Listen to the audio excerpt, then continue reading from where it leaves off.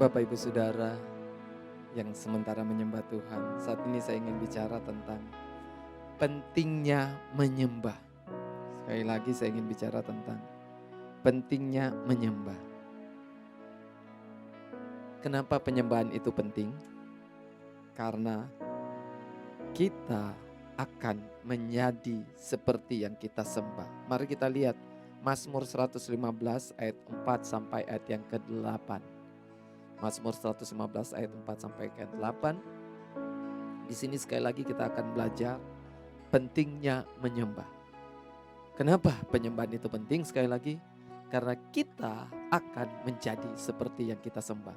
Mazmur 115 mulai ayat 4 berkata, berhala-berhala mereka adalah perak dan emas buatan tangan manusia. Selanjutnya, lihat, berhala yang buatan tangan manusia ini loh. Mempunyai mulut tetapi tidak dapat berkata-kata. Mempunyai mata tetapi tidak dapat melihat. Mempunyai telinga tetapi tidak dapat mendengar. Mempunyai hidung tetapi tidak dapat mencium. Mempunyai tangan tetapi tidak dapat meraba-raba. Mempunyai kaki tetapi tidak dapat berjalan. Dan tidak dapat memberi suara dengan kerongkongannya. Ayat 8, lihat.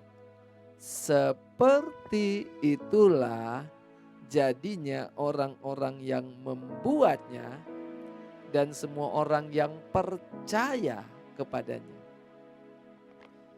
Kalau kita menyembah berhala, maka kita akan menjadi seperti berhala yang kita sembah. Punya mata gak bisa melihat, punya telinga gak bisa mendengar, punya kaki gak bisa berjalan, punya kerongkongan gak bisa bersuara, punya hidung gak bisa mencium, punya tangan tidak bisa meraba. Ini dikatakan di ayat yang ke-8. Seperti itulah jadinya orang yang membuatnya dan yang percaya kepadanya. Pertanyaan saya adalah, kita percaya kepada siapa? Kita percaya justru sebaliknya kepada yang membuat kita.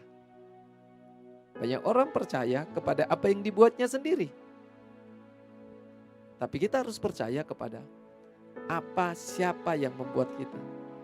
Banyak orang percaya kepada kekayaan yang dia buat sendiri, yang dia hasilkan sendiri. Banyak orang percaya kepada kekayaan, kepada harta yang dihasilkan sendiri. Alkitab berkata, terkutuklah orang yang mengandalkan kekuatannya sendiri kepada orang yang berharap pada manusia. Alkitab mengajarkan supaya kita jangan mengandalkan, percaya kepada kebijaksanaan kita, kepada kekayaan kita. Karena itu tidak tentu, tidak pasti. Justru sebaliknya, kita percaya kepada yang menghasilkan kita, yang membuat kita siapa? Pencipta kita. Kenapa? Waktu kita percaya kepada pencipta kita, waktu kita menyembah pencipta kita akan menjadi seperti yang kita sembah. Kenapa orang buat berhala? Untuk mereka sembah. Sekali lagi, kenapa orang buat berhala? Untuk mereka sembah. Sekarang, kenapa kita percaya kepada Tuhan? Untuk kita menyembah Dia. Waktu kita menyembah Tuhan, kita akan jadi seperti Dia. Kenapa? Menyembah itu bicara tentang kita bergaul karib. Itu bicara tentang kita bersahabat, berteman. Di dalam 1 Korintus 15 ayat 33. 1 Korintus 15 ayat 33. Firman Tuhan berkata, janganlah kamu sesat. Pergaulan yang buruk merusakkan kebiasaan yang baik. Saya bisa balik firman Tuhan ini. Kalau di sini dikatakan pergaulan yang buruk merusakkan kebiasaan yang baik. Sebaliknya, pergaulan yang baik akan memperbaiki kebiasaan yang buruk. Ini bicara tentang siapa lebih kuat. Dalam sebuah pergaulan, dalam sebuah pertemanan, yang lebih kuat akan mempengaruhi yang lebih lemah. Kalau kejahatan lebih kuat, maka orang itu akan dipengaruhi menjadi jahat. Kalau kebaikan lebih kuat, maka orang itu akan dipengaruhi menjadi baik. Dengan pribadi siapa kita bergaul? Semua setuju bahwa Tuhan lebih kuat dari manusia. ketika kita bergaul dengan Tuhan, maka sifat Tuhan itu akan mempengaruhi kita. Pribadi Tuhan akan mempengaruhi kita. Jadi dengan siapa kita bergaul, kita akan menjadi seperti orang dengan siapa kita bergaul. Waktu kita bergaul dengan Tuhan, kita akan menjadi seperti pribadi Tuhan. Memiliki sifat-sifat Tuhan. Memiliki karakter-karakter Tuhan di dalam hidup kita. Di dalam Mazmur 25 ayat 14. Mazmur 25 ayat yang ke-14. Tuhan bergaul karib, perhatikan. Tuhan bergaul karib dengan orang yang takut akan Dia, dan lihat kepada orang yang bergaul karib dengan Tuhan, perjanjiannya diberitahukannya kepada mereka. Alkitab kita terdiri dari apa? Perjanjian lama dan perjanjian baru. Jadi perjanjian itu apa? Firman-Nya, kehendaknya, perkataan-perkataannya disampaikan kepada kita. Waktu kita bergaul karib dengan Tuhan, maka Tuhan akan beritahukan firman-firman-Nya. Tuhan akan memberitahukan kehendak-kehendaknya kepada kita. Apa yang Dia suka dan apa yang Dia enggak suka. Apa yang Dia senang dan apa yang Dia enggak senang. Apa yang berkenan dan apa yang Tuhan benci.